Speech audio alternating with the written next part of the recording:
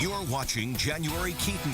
Thank you for joining us. I'm January Keaton. 150 years ago today, the tradition of the summer racing season at Saratoga began. And to mark such a huge birthday, the track is pulling out all the stops from prizes to one amazing cake. News 10's Lindsay Nielsen. She's live at the racecourse right now. She's going to tell us all the big ways the day is being marked. Lindsay. Welcome back to News 10, everybody. I'm January Keaton. A head-on crash in northwestern Pennsylvania has killed 6 people, 2 of them children.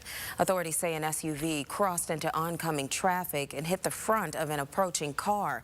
The 4 people in that car died in the crash. A boy and a girl, ages 6 and 12, died in the SUV. Her name, Elisa, is Allegra Gregory, and she says she has no idea who would want to hurt her or her family, or the family who lived on the 2nd floor here at 444 Carroll Avenue in Hudson. But she says she does believe the fire was no accident.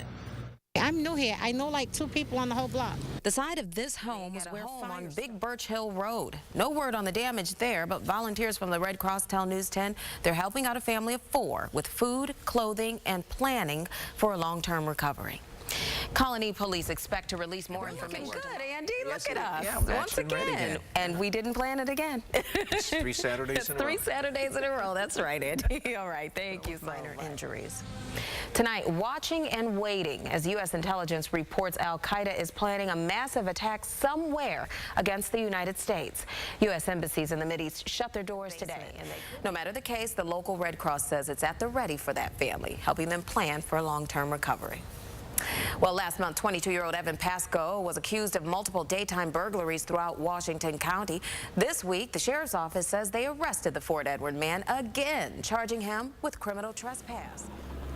Hey guys, I'm standing outside of Eastside Auto Sales here in Troy, where police tell me 3 suspects came into the place last night around 5:30 and tried to rob it. They were armed with a crowbar, and one had a very realistic looking pellet gun.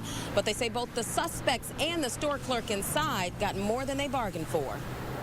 Things were not business as usual at a nonprofit that has been serving the Capital Region inner city children since 1990. Its 7-week tennis and nutrition program was started by the late tennis pro Arthur Ashe. In the studio, January Keaton will send it back to the track. Thank you, January. To warn customers of those fees, the sponsors of New York's bill says ATMs already display them on the screen before you withdraw. Well, if you didn't win last night's Powerball jackpot, don't worry, neither did anyone else. That means the prize money is to one fund. Authorities right now, they're still trying to recover that money.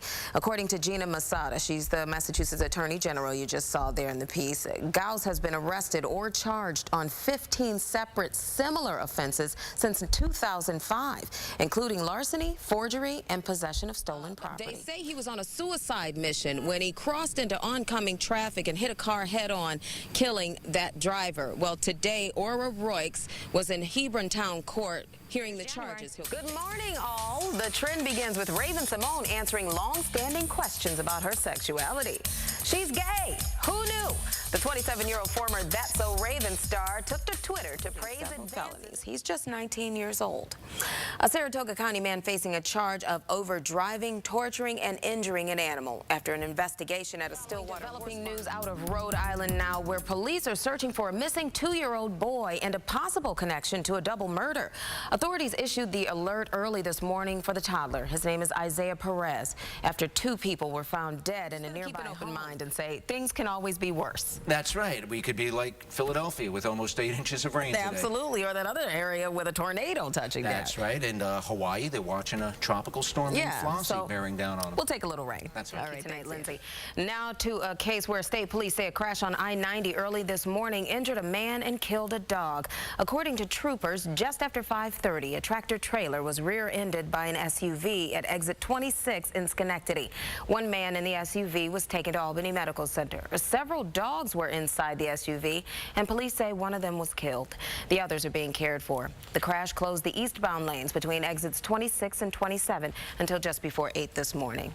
Meanwhile, Vermont authorities say they will not charge a man in the deadly June shooting. Augie's restaurant finding a new home. Good evening, and thank you for joining us. I'm January Keaton. Fans of Augie's will not have to wait long to sit down to one of their favorite family-style dishes. Today, the remains are those of 31-year-old Renee Coxon. She's a Fort Edward woman who was reported missing earlier this week. Police say Coxon's body was found near Canal Lock 7 by GE crews doing dredging in the river.